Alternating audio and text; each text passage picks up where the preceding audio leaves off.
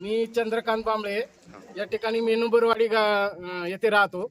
आज दसक्रिया विधी या ठिकाणी संपन्न झाला. आमच्या इथं एक भीमाशंकर वायर म्हणून त्यांचा दसक्रिया विधी होता आणि अक्षरशः पावसामध्ये या ठिकाणी दसक्रिया विधी आम्हाला संपन्न करावा लागला.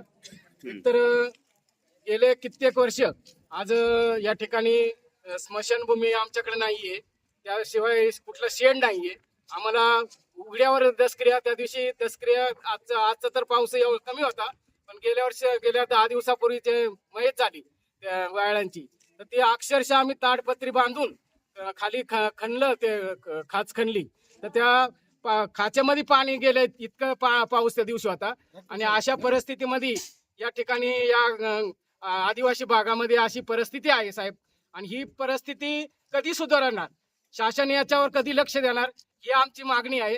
गेले अनेक वर्ष आम्ही या ठिकाणी स्मशानभूमी करावी, शेड करावं अशी आम्ही विनंती करतोय शासनाला, पत्रव्यवहार करतोय, सर्व ठिकाणी जाऊन भेटतोय. परंतु याला कोणी असं हे केलं नाही, कोणी जबाबदारी घेत नाही, कोणी याच्याकडे लक्ष देत नाही.